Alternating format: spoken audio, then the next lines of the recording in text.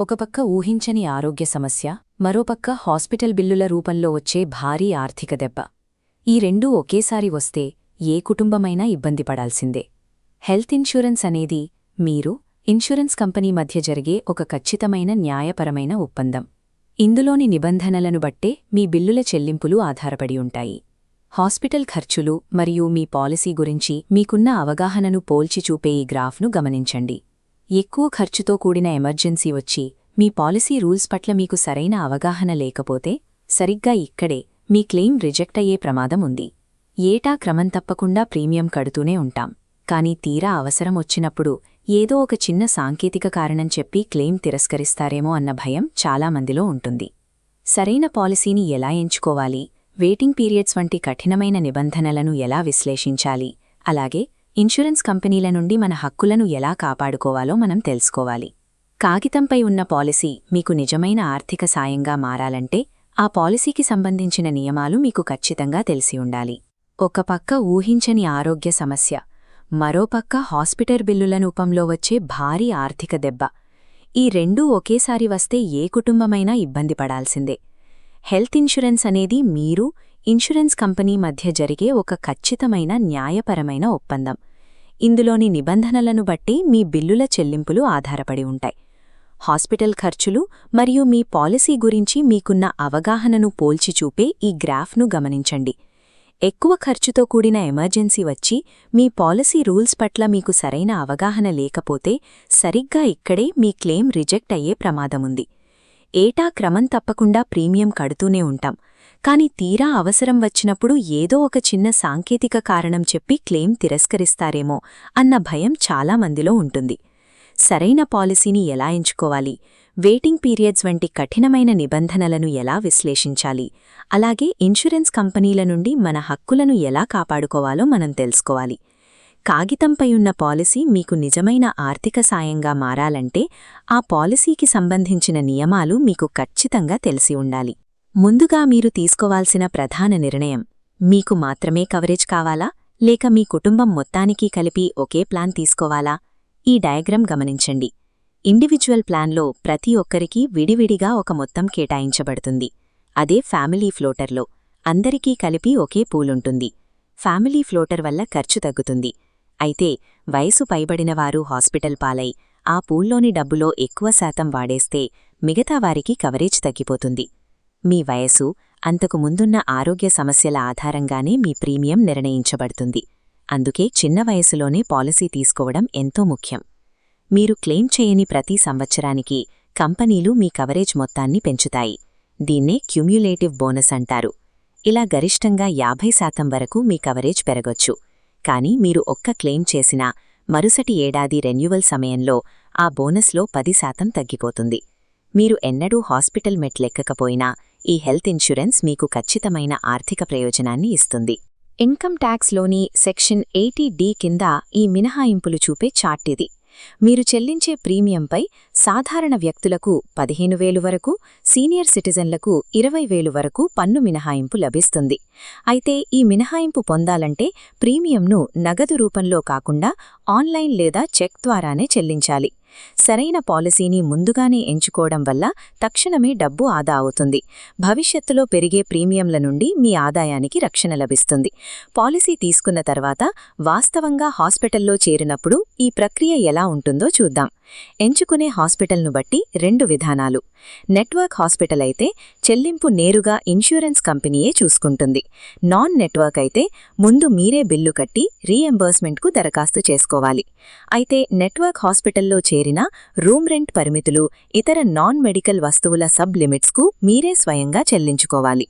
హాస్పిటల్లో చేరక ముందు అయ్యే రోగ నిర్ధారణా పరీక్షలు, డిశ్చార్జ్ తర్వాత అయ్యే రికవరీ ఖర్చులు ఇవన్నీ మీ పాలసీ కవరేజ్ పరిధిలోకి వస్తాయి. దీనికోసం మీ బిల్లులు, రిపోర్టులు అన్నీ జాగ్రత్తగా దాచుకోవాలి. పాలసీలో పేర్కొన్న నిర్దిష్ట రోజుల వ్యవధికి సరిపోయేలా అవి ఉండాలి.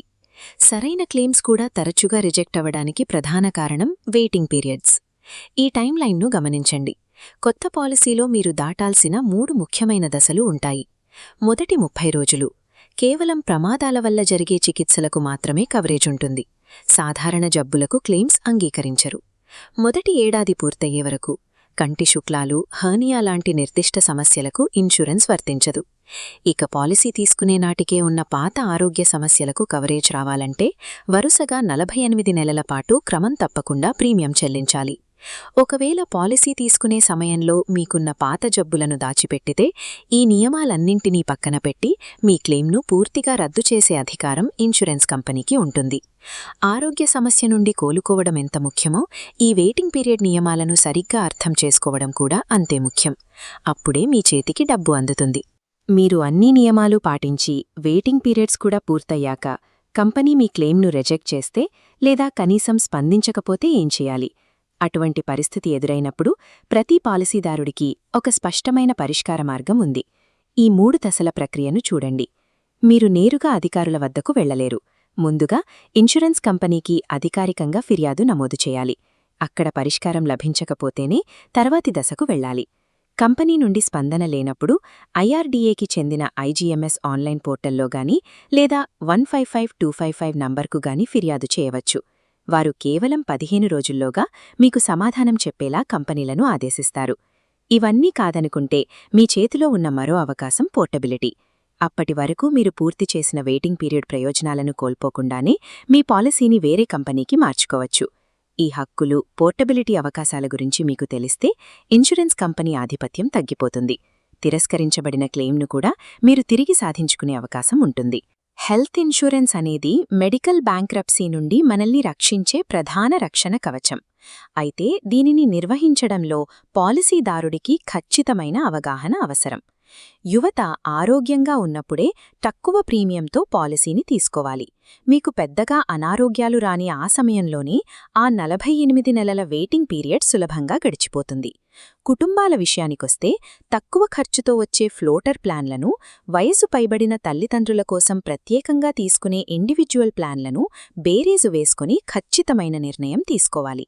ఈ చెక్లిస్ట్ ఎప్పుడూ గుర్తుంచుకోండి. మీ దగ్గర్లోని నెట్వర్క్ హాస్పిటల్స్ ఏంటో తెలుసుకోండి. వెయిటింగ్ పీరియడ్స్ను గమనించండి. పన్ను మినహాయింపు రసీదులు దాచుకోండి. అలాగే ఏ ఇబ్బంది వచ్చినా ఫిర్యాదు చేయడానికి ఐజీఎంఎస్ పోర్టల్ను సిద్ధంగా ఉంచుకోండి. ఈ సంక్లిష్టమైన నియమాలన్నింటినీ మీరొక్కరే అర్థం చేసుకోవాల్సిన అవసరం లేదు. కింది స్క్రీన్పై కనిపిస్తున్న కెఏ కుమార్ గారిలాంటి నిపుణులను సంప్రదించి మీ కుటుంబానికి సరిపోయేలా ఒక పటిష్టమైన హెల్త్ డిఫెన్స్ను ప్లాన్ చేసుకోండి. హెల్త్ ఇన్సూరెన్స్ ఈ పేరు వినగానే మనలో చాలామందికి బోలెడన్ని ప్రశ్నలు, డౌట్స్ వస్తుంటాయి కదండి. కాని అస్సలు కంగారుపడొద్దు. మనమిప్పుడు ఐఆర్డీఏ ఇచ్చిన అధికారిక గైడ్ని బేస్ చేసుకుని హెల్త్ ఇన్సూరెన్స్కు సంబంధించిన ప్రతి విషయాన్ని చాలా సింపుల్గా, క్లియర్గా అర్థం చేసుకుందాం. సరేనా? మరి ఇంకెందుకు ఆలస్యం, మొదలు పెడదాం. ఒక్క క్షణం ఆలోచించండి. సడన్గా మన ఇంట్లో ఎవరికైనా మెడికల్ ఎమర్జెన్సీ వస్తే పరిస్థితేంటి? నిజంగా ఈ ప్రశ్న మనలో చాలామందిని భయపెడుతుంది కాదంటారా? ఎందుకంటే ఇది ఎవరికీ, ఎప్పుడూ, ఎలా వస్తుందో చెప్పలేం కదా. నిజమే. అలా అనుకోకుండా వచ్చే హాస్పిటల్ బిల్లులున్నాయే, అవి మనం కష్టపడి సంపాదించుకున్న డబ్బునంతా కరిగించేయగలవు. కొన్నిసార్లు అప్పులపాలు కూడా చేస్తాయి. మరి దీనికి సొల్యూషన్ ఏంటి? అక్కడే మనకొక కవచంలా అండగా నిలుస్తుంది హెల్త్ ఇన్సూరెన్స్. మన ఫైనాన్షియల్ సెక్యూరిటీకి ఇది ఒక పెద్ద ప్రొటెక్షన్. ఓకే, ముందుగా మనం బేసిక్స్ నుంచి స్టార్ట్ చేద్దాం. అంటే అసలు ఈ హెల్త్ ఇన్సూరెన్స్ అంటే ఏంటి? ఈ పాలసీలు ఎలా పనిచేస్తాయి? మనకు ఏది బెస్ట్ అని ఎలా తెలుసుకోవాలి? ఈ విషయాలన్నీ ఇప్పుడు డీటెయిల్డ్గా చూద్దాం. అసలు హెల్త్ ఇన్సూరెన్స్ అంటే ఏంటి అంటే, ఇది మనకి ఇన్సూరెన్స్ కంపెనీకి మధ్య జరిగే ఒక ఒప్పందం, ఒక డీల్ లాంటిది. మనం ఏటా ప్రీమియం అనే కొంత డబ్బు కడతాం కదా, దానికి బదులుగా మనకేదైనా హెల్త్ ప్రాబ్లం వచ్చి హాస్పిటల్లో చేరితే ఆ ఖర్చులన్నీ మేం చూసుకుంటాం అని కంపెనీ మనకు హామీ ఇస్తుంది. అంతే, చాలా సింపుల్. మరి ఒక నార్మల్ హెల్త్ ఇన్సూరెన్స్ పాలసీలో ఏమేం కవర్ అవుతాయో చూద్దామా? Hospital room rent, nursing charges, డాక్టర్ల ఫీజులు, సర్జన్ ఫీజులు, మందులు. అంతేకాదు ఎక్స్రే, డయాలసిస్ లాంటి టెస్టులు, ఆపరేషన్ థియేటర్ ఛార్జీలు కూడా కవర్ అవుతాయి. సో ఇవన్నీ మన జేబు మీద భారం పడకుండా చూసుకుంటాయన్నమాట. ఇక ఫ్యామిలీస్ కోసం స్పెషల్గా ఉండేదే ఈ ఫ్యామిలీ ఫ్లోటర్ పాలసీ. దీని స్పెషాలిటీ ఏంటంటే, కుటుంబం మొత్తం కలిపి ఒకే పాలసీ ఉంటుంది. అంటే ఆ పాలసీలో ఉన్న టోటల్ అమౌంట్ని కుటుంబంలో ఎవరికి అవసరమైతే వాళ్ళు వాడుకోవచ్చు. అందరికీ వేరువేరు పాలసీలు తీసుకునే పని ఉండదు. ఇది చాలా కన్వీనియంట్గా ఉంటుంది. క్లెయిమ్స్ విషయానికి వస్తే ఇందులో 2 రకాలుంటాయి. ఒకటి క్యాష్లెస్, రెండోది రియంబర్స్మెంట్. ఇన్సూరెన్స్ కంపెనీ టైఅప్ అయిన హాస్పిటల్స్లో అంటే నెట్వర్క్ హాస్పిటల్స్లో ట్రీట్మెంట్ తీసుకుంటే మన జేబులోంచి ₹1 పెట్టాల్సిన పనిలేదు. కంపెనీయే డైరెక్ట్గా హాస్పిటల్కి బిల్ కట్టేస్తుంది. దీన్నే క్యాష్లెస్ అంటారు. ఒకవేళ వాళ్ల లిస్ట్లో లేని హాస్పిటల్లో చేరితే అప్పుడు ముందు మన డబ్బుతో బిల్ కట్టి ఆ తర్వాత బిల్స్ అన్నీ కంపెనీకి సబ్మిట్ చేసి మన డబ్బుని మనం వెనక్కి తీసుకోవాలి. దీన్నే రీయింబర్స్మెంట్ అంటాం. పాలసీ కొనడం ఒక ఎత్తైతే అందులో ఉన్న చిన్న చిన్న రూల్స్, కండిషన్స్ అర్థం చేసుకోవడం మరో ఎత్తు. మనం చాలాసార్లు వీటిని పెద్దగా పట్టించుకోం, కానీ క్లెయిమ్ చేసేటప్పుడు అసలు సమస్య ఇక్కడే వస్తుంది. సో ఇప్పుడు మనం ఆ ఫైన్ ప్రింట్ వెనుకున్న అసలు కథేంటో చూద్దాం. ప్రీ ఎగ్జిస్టింగ్ కండిషన్, ఈ మాట మనం చాలాసార్లు వింటూ ఉంటాం. సింపుల్గా చెప్పాలంటే మనం ఇన్సూరెన్స్ పాలసీ కొనే సమయానికి మనకు ఆల్రెడీ ఉన్న జబ్బులు లేదా ఆరోగ్య సమస్యలన్నమాట. ఇన్సూరెన్స్ కంపెనీలు ఈ విషయాన్ని చాలా సీరియస్గా తీసుకుంటాయి, ఎందుకంటే ఇది ఫ్యూచర్లో క్లెయిమ్స్ మీద ఎఫెక్ట్ చూపిస్తుంది కాబట్టి. వెయిటింగ్ పీరియడ్స్, ఇది చాలా ఇంపార్టెంట్ పాయింట్. అంటే పాలసీ కొన్న వెంటనే మనకు అన్నింటికీ కవరేజ్ స్టార్ట్ అవ్వదు. యాక్సిడెంట్స్కైతే ఫస్ట్ డే నుంచే కవర్ ఉంటుంది, కానీ జలుబు, జ్వరం లాంటి నార్మల్ జబ్బులకు కనీసం 30 రోజులు ఆగాలి. ఇక క్యాటరాక్ట్ లాంటి కొన్ని స్పెసిఫిక్ ట్రీట్మెంట్స్కైతే 1 సంవత్సరం వెయిట్ చేయాలి. అదే మనకు ముందే ఉన్న జబ్బులకైతే సాధారణంగా 4 సంవత్సరాల తర్వాతే కవరేజ్ మొదలవుతుంది. సరే, ఏవి కవర్ అవుతాయో చూశాం, మరి ఏవి కవర్ అవ్వవో కూడా తెలుసుకోవాలి కదా. వీటిని ఎక్స్క్లూజన్స్ అంటారు. జనరల్గా చూస్తే కళ్లజోడో లేదా కాంటాక్ట్ లెన్స్ ఖర్చులు, హాస్పిటల్లో అడ్మిట్ అవసరం లేని డెంటల్ ట్రీట్మెంట్స్, ప్రెగ్నెన్సీ, డెలివరీ ఖర్చులు, ఆయుర్వేదం, న్యాచురోపతి లాంటివి, అలాగే కావాలని చేసుకున్న గాయాలు, ఇవేవీ పాలసీలో కవర్ అవ్వవు. ఇక క్యుములేటివ్ బోనస్, దీన్నే సింపుల్గా సీబీ అంటారు. ఇది మనం ఆరోగ్యంగా ఉన్నందుకు ఇన్సూరెన్స్ కంపెనీ ఇచ్చే ఒక రివార్డ్ లాంటిది. అంటే మనం పాలసీ తీసుకున్న ఏడాది మొత్తం ఒక్క క్లెయిమ్ కూడా చేయలేదు అనుకోండి, అప్పుడు నెక్స్ట్ ఇయర్ పాలసీ రెన్యువల్ చేసేటప్పుడు మన కవరేజ్ అమౌంట్ని కొంచెం పెంచుతారు. ఇలా మ్యాక్సిమం 50% వరకు పెరుగుతుంది. భలే ఉంది కదా. సరే, ఇప్పటిదాకా పాలసీ గురించి చాలా విషయాలు తెలుసుకున్నాం. ఇప్పుడు మరికొన్ని ప్రాక్టికల్ విషయాలు చూద్దాం. అంటే అవసరమైనప్పుడు పాలసీని ఎలా వాడుకోవాలి, క్లెయిమ్ ఎలా చెయ్యాలి, ఒకవేళ ఇప్పుడున్న కంపెనీ నచ్చకపోతే వేరే కంపెనీకి ఎలా మారాలి, ఈ స్టెప్స్ అన్నీ ఇప్పుడు తెలుసుకుందాం. మనలో చాలామందికి వచ్చే ఒక కామన్ డౌట్ ఇది. ఒకసారి క్లెయిమ్ చేశాక ఆ సంవత్సరానికి మన పాలసీ కవరేజ్ ఏమవుతుంది? తగ్గిపోతుందా లేక అలాగే ఉంటుందా? ఆన్సర్ చాలా సింపుల్ అండి. మనం ఎంతైతే క్లెయిమ్ చేశామో అంత అమౌంట్ మన టోటల్ కవరేజ్లో నుంచి తగ్గిపోతుంది. ఫర్ ఎగ్జాంపుల్, మన పాలసీ కవరేజ్ 5 లక్షలు అనుకుందాం. మనమొక 2 లక్షల క్లెయిమ్ చేశాం. అప్పుడు ఆ పాలసీ ఇయర్కి మనకు ఇంకా 3 లక్షల కవరేజ్ బ్యాలెన్స్ ఉంటుందన్నమాట. ఇది కూడా చాలామంది అడిగే ప్రశ్నే. మన హెల్త్ ఇన్సూరెన్స్ పాలసీని ఒక కంపెనీ నుంచి ఇంకో కంపెనీకి మార్చుకోవచ్చా? అంటే ప్రస్తుత కంపెనీ సర్వీస్ నచ్చకపోయినా, ప్రీమియం ఎక్కువ అనిపించినా మనం కంపెనీ మారొచ్చా? ఎస్, ఖచ్చితంగా మార్చుకోవచ్చు. అస్సలు ప్రాబ్లం లేదు. దీన్నే పాలసీ పోర్టబిలిటీ అంటారు. దీంట్లో ఉన్న బెస్ట్ పార్ట్ ఏంటంటే మనం కంపెనీ మారినా కూడా పాత పాలసీలో వచ్చిన బెనిఫిట్స్, ముఖ్యంగా ప్రీ ఎగ్జిస్టింగ్ డిజీజెస్కి సంబంధించిన వెయిటింగ్ పీరియడ్ లాంటివి ఏమీ పోవు. అవి కొత్త పాలసీకి కూడా క్యారీ ఫార్వర్డ్ అవుతాయి. ఇక మనం చాలా ముఖ్యమైన టాపిక్లోకొచ్చాం. అన్నీ బానే ఉన్నంతవరకు ఓకే. కానీ ఒకవేళ మన ఇన్సూరెన్స్ కంపెనీ మన మాట వినకపోతే, క్లెయిమ్ రిజెక్ట్ చేసినా, సరిగ్గా రెస్పాండ్ అవ్వకపోయినా ఏం చేయాలి? మన హక్కులేంటి, ఎలా ఫైట్ చేయాలో ఇప్పుడు తెలుసుకుందాం. ఈ గైడ్ బుక్లోనే అడిగిన ప్రశ్న ఇదే.